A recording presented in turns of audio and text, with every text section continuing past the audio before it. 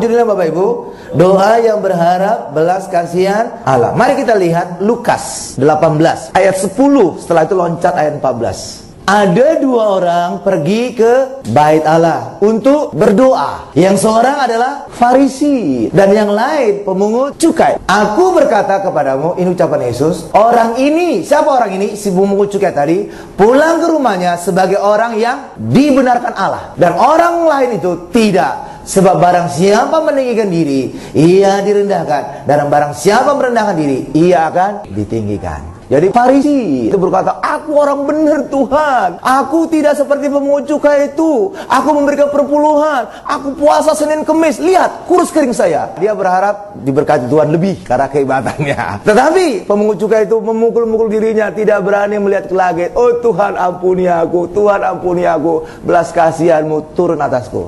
Dan inilah yang dijawab Tuhan Bapak Ibu. Karena itu kita juga demikian. Jangan berkata, oh Tuhan, aku sudah Kristen sejak lahir Tuhan, nenek moyangku Kristen, aku penginjil, sudah banyak jiwa aku benarkan, aku sekarang pendeta, oh aku purhanger, aku si tua, aku layak untuk diberkati. Enggak ada itu Bapak Ibu. Tapi ketika kita datang, Tuhan aku berharap belas kasihan-Mu, Tuhan sembuhkan aku, Tuhan berkati rumah tanggaku, Tuhan berkati anak-anakku. Dan disitulah kita pulang mendapatkan jawaban dari Tuhan. Amin. Karena doa yang berharap belas kasihan, itulah doa yang dijawab Tuhan. Dan ketika kita berdoa minta belas kasihan Tuhan, maka kebenaran Tuhan turun atas kita. Pemungut cukai tadi dibenarkan. Sedangkan orang Farisi tadi, ya dia membenarkan dirinya. Oh aku benar, aku hebat, aku layak, aku murah hati dan segala macam. Dia membenarkan dirinya penuh dengan kebenaran. Dan karena penuh, tidak bisa kebenaran Tuhan masuk lagi dalam dirinya. Udah penuh. Tapi pemungut cukai tadi kosong dia. Dia berharap belas kasihan dan dia pulang dipenuhi oleh kebenaran Tuhan. Hari ini juga mari kita berdoa dengan belas kasihan Tuhan, harapan doa belas kasihan Tuhan, maka hidup kita juga akan dibenarkan Tuhan. Amin.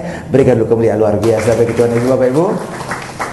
Haleluya. Ada hal yang menarik bagi orang Yahudi Bapak Ibu. Ketika mereka berdoa, mereka sering berdoa di tembok ratapan. Jadi Israel sana ada tembok ratapan. Itu adalah tembok sisa dari tembok bait Allah. Jadi bukan bait Allahnya, sisa temboknya. Jadi ibarat pagar rumahnya gitu Bapak Ibu. Dan itu sisa pagarnya. Amin Bapak Ibu. Nah itulah yang terjadi. Orang Yahudi itu menganggap tembok ratapan itu menjadi tempat paling kudus di dunia. Karena inilah salah satu sisa, ya peninggalan dari bait Allah. Walaupun sebenarnya bukan bait Allah, pagernya. Ya itulah sebabnya setiap sahabat mereka berdoa di sembat ini Bapak Ibu. Ya, dan Taurat kecil ada di jidat mereka dan juga diikatkan di tangan mereka. Karena ini juga menggenapi firman Tuhan, bahwa firman-Ku engkau taruh dalam pikiranmu dan ikatkan pada tanganmu. Terus sebabnya setiap kali sahabat mereka demikian doa gitu. Berdoa di tembok ratapan. Nah, tembok ratapan itu banyak namanya. Kenapa disebut tembok ratapan? Karena disitulah orang Yahudi berdoa sambil meratap. Makanya disebut tembok ratapan. Tapi sering juga disebut tembok barat karena arahnya sebelah barat dari bait Allah dulu. Iya, karena itulah ada dua nama ini. Dan mereka juga percaya ketika mereka berdoa situ, doa mereka dijawab. Kenapa mereka berpikiran demikian? Karena mengacu kepada ucapan Raja Salomo ketika bait Allah diresmikan saat pembangunannya Bapak Ibu.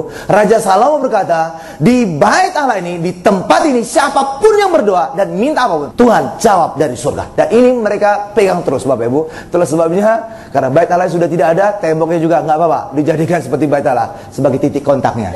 Karena itulah mereka berdoa situ. Mana Pak ucapan tentang Raja Salomonya? Kita buka 2 Tawarik 6 ayat 39 sampai dengan 40. Maka engkau kiranya mendengarkan dari sorga, dari tempat kediamanmu yang tetap, kepada doa dan segala permohonan mereka, dan kiranya engkau memberikan keadilan kepada mereka, dan engkau kiranya mengampuni umatmu yang telah berdosa kepadamu. Sebab itu ya Allahku, kiranya matamu terbuka dan telingamu menaruh perhatian kepada doa yang dipanjatkan di tempat ini. Jadi saat itu di bait Allah. Amin Bapak Ibu. Itulah sebabnya sampai sekarang orang Yahudi masih berdoa di tembok ratapan. Haleluya, mengacu kepada doa ini. Di tempat ini, apapun doa mereka, dosa mereka diampuni. Bahkan seandainya pun mereka tidak bisa ada di tempat itu, dimanapun mereka berada, maka mereka harus berkiblat ke Yerusalem. Dan rupanya tetangga sebelah ikutan. Jadi mengarah ke Yerusalem. Dan saudara tahu, Daniel ketika dibuang di Babel, Doanya mengarah kemana? Yerusalem. Kenapa? Karena di situ ada Bait Allah. Iya, sebenarnya bukan, ya nggak ada lagi pada masa Daniel juga Bait Allah itu dihancurkan sama Raja Babel dan Nebukadnezar. Tetapi arahnya ke Yerusalem. Karena dulu di situlah ada Bait Allah. Amin Bapak Ibu. Dan saudara tahu tetangga sebelah dulu pada masa perang salib mengarahnya juga ke Yerusalem Bapak Ibu. Tetapi pada masa perang salib, ya tempat ibadah mereka dirubah jadi gereja. Ketika ada gereja, mereka bingung, loh, kok ngarahnya ke gereja? Maka sekarang dirubah arahnya. Dan itulah sampai sekarang ini. Saudara tahu tempatnya ya? Oke, dulu ngarahnya ke Yerusalem pada masa perang salib. Saudara lihat aja tahunnya tahun berapa di internet, saudara lihat Crusader, perang salib. Nah, itulah pernah dirubah. Dome of the Rock. Kalau ke Israel itu menjadi logo kota. Jadi ada emas gitu Bapak Ibu, Dome of the Rock. Nah, itu tempat ibadah mereka pernah dirubah jadi gereja. Namanya Domini. Gereja Domini dulu. Ya, jadi mereka bingung. Kok arahnya ke gereja? Sehingga mereka berubah. Dan itulah tempat sekarang. Ya, saudara tahu lah itu. Amin Bapak Ibu. Oke? Ya. Jadi kenapa mengarah ke Bait Allah? Karena mengacu kepada doa Salomo pada saat meresmikan Bait Allah. Siapapun yang berdoa di tempat ini, apapun doanya dan dosanya juga diampuni. Tapi bagi kita hari ini, kita justru tidak boleh berdoa di sana. Kenapa? Karena kita punya Bait Allah yang sebenarnya bukan buatan tangan manusia, tetapi Yesus Kristus. Itulah sebabnya apapun doa kita, kita arahkan, kita landaskan dalam nama Tuhan Yesus. Amin. Berikan kemuliaan luar biasa bagi Tuhan Yesus Bapak Ibu. Jadi bukan mengarah lagi ke posisi fisik ya, tapi melihat kepada Yesus. Amin. Itulah sebabnya apapun doa saudara, saya yakin-yakinnya berlandaskan nama Tuhan Yesus, beralaskan Tuhan Yesus. Benar Bapak Ibu? Tapi kalau mereka masih fisik, itulah sebabnya tetap ada arah kiblat. Kalau kita Yesus kiblat kita. Haleluya, bukan lagi ngomong fisik kan? Dan juga kenapa kita juga tidak boleh lagi berdoa di tembok ratapan? Karena di tembok ratapan itu mereka juga berdoa minta Mesias. Itu yang tidak boleh. Karena itu murtad. Karena Yesus telah datang. Sang Mesias telah datang. Amin.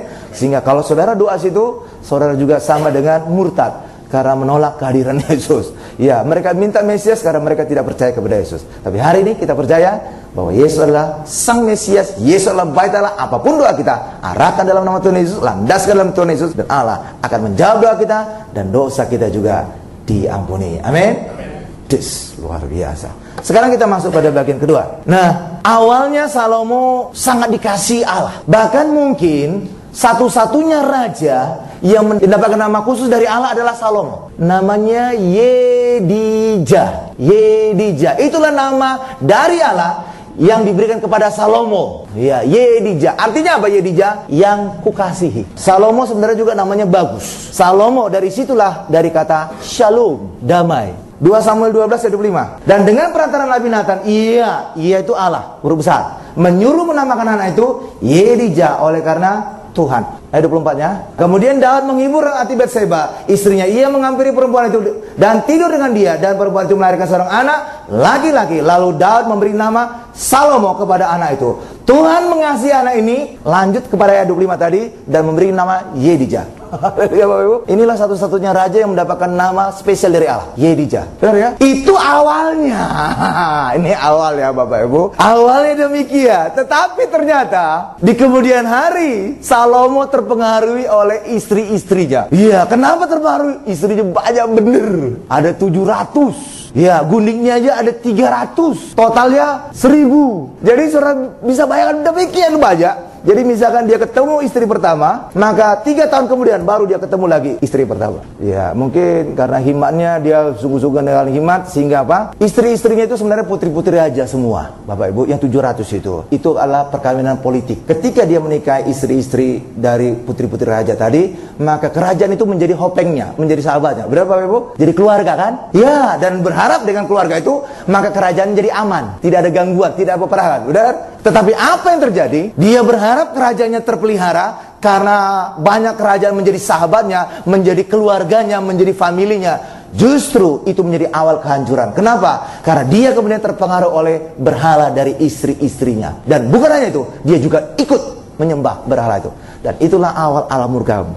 Kerajaannya kemudian Allah pecah, Bapak Ibu. Ya, Allah pecah. Allah koyakkan menjadi 2. Coba kita lihat ayatnya. 1 Raja-Raja 11 ayat 11 dan 13. Lalu berfirmanlah Tuhan kepada Salomo, oleh karena begitu kelakuanmu, yakni engkau tidak berpegang kepada perjanjian dan segala ketetapanku yang telah kuperintahkan kepadamu, maka sesungguhnya aku akan mengoyakkan kerajaan itu daripadamu dan akan memberikannya kepada hambamu. Hanya pada waktu hidupmu ini aku belum mau melakukannya, oleh karena Daud ayahmu dari tangan anakmu lah aku akan mengoyakkannya. Namun demikian, kerajaan itu tidak seluruhnya akan kukoyakkan. Daripadanya satu suku akan kuberikan kepada anakmu, oleh karena hambaku Daud kan, dan oleh karena Yerusalem yang telah kupilih. Satu suku apa tadi? Yehuda. Itulah sebabnya kerajaan itu disebut kerajaan Yehuda. Dan saudara tahu, Allah sudah berjanji juga bahwa Allah akan memelihara kerajaan ini, Bapak Ibu.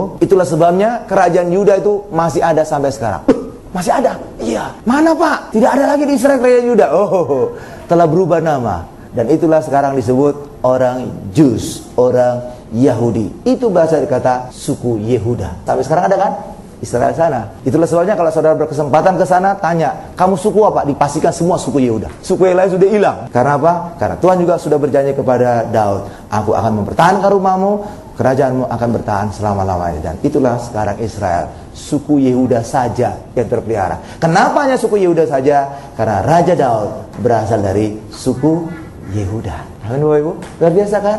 Kerajaan itu tidak dihancurkan semua karena mengacu kepada Daud. Bahkan 300 tahun setelah Daud mati juga ada seorang raja Yehuda bernama Hizkia. Pada saat itu Hizkia sedang dikepung, akan diserang oleh nama Raja Sanherib dari Raja Asyur, Bapak Ibu. Wah, sudah dikirim surat ancaman. Lalu apa yang dilakukan oleh Hizkia? Surat ancaman tadi dibawa ke Bait Allah dan dibentangkan di hadapan Allah. Tuhan, ini lihat surat ancaman dari Raja Asyur. Tolong kami. Dan saudara tahu, mengingat Raja Daud, maka Hizkia walaupun sudah ada jarak 304 tahun dari kematian Daud, Tuhan menolong. Tuhan malam itu juga mengutus satu malaikat. Dan apa yang terjadi? Satu malaikat itu membunuh 185.000 tentara Asyur. Dan saat itu juga tentara Asyur dikalahkan. Haleluya. Kenapa bisa demikian? Karena Allah mengingat perjanjiannya, kasih karunia yang luar biasa yang pasti pada Daud. Lalu pelajaran apa yang kita bisa dapat ini? Orang Yahudi selalu mengacu kepada Daud, Bapak Ibu.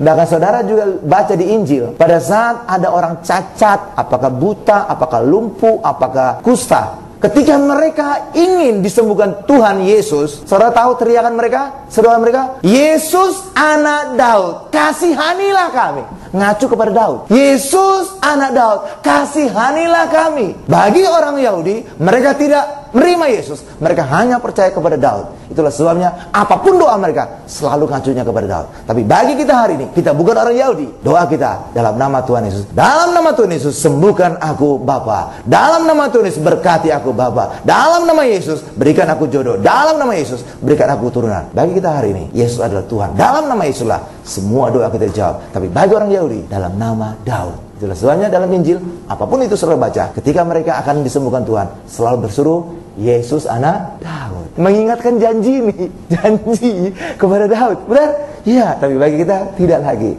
Kita punya Yesus yang lebih dari Daud. Karena itulah dalam nama Yesus, semua berkat Tuhan tercurah atas kita. Amin. Berikan kemuliaan luar biasa bagi Tuhan Yesus, Bapak Ibu. Mau lihat contohnya? Kita lihat pada bagian ketiga. Salah seorang yang berseru untuk kesembuhan adalah seorang pengemis buta, namanya Bartimeus. Bartimeus sebenarnya bukan nama, tapi anak dari Timeus. Jadi Bar itu artinya kayak bin. Kalau binti cewek, bin itu adalah anak laki-laki. Benar Bapak Ibu? Nah, Bartimeus itu artinya anak Timeus. Coba kita lihat ayatnya Markus 10 ayat 46 sampai dengan 47. Lalu tibalah Yesus dan murid-muridnya di Yeriko. Dan ketika Yesus keluar dari Yeriko bersama-sama dengan murid-muridnya dan orang banyak yang berbondong-bondong, ada seorang pengemis buta yang bernama anak Timeus duduk di pinggir jalan. Ketika didengarnya bahwa itu adalah Yesus orang Nazaret, mulailah ia berseru, Yesus anak Daud, kasihanilah aku. Jadi orang Yahudi selalu mengacu kepada Daud, kasih Allah kepada Daud, supaya mereka berpertolongan. Ayo Bapak Ibu, itulah sebabnya kalau saudara baca Injil, seringkali mereka berseru memanggil Yesus demikian. Benar? Karena memang itu sejak perjanjian lama, Bapak Ibu. Bahkan Salomo juga ketika minta hikmat kepada Allah, dia tidak berkata, oh Tuhan, karena aku sekarang raja, berikan aku hikmat. Tidak, Bapak Ibu. Kalau saudara baca telitiannya itu pada saat hikmat, sebelumnya dia menyebut, Tuhan, ingatlah janjimu kepada Bapakku Daud. Tuhan, tegakkanlah janjimu berdasarkan nama Bapakku Daud. Barulah terakhir dia berkata, berikan aku hikmat untuk bisa menghakimi orang Israel yang demikian besar ini. Jadi gak langsung loncat kepada minta hikmat. Sebelumnya disebut dulu nama Daud, sebelumnya disebut. Tapi bagi kita hari ini itu tidak berlaku, karena sekarang kita menyebut dalam nama Tuhan Yesus. Amin. Yes.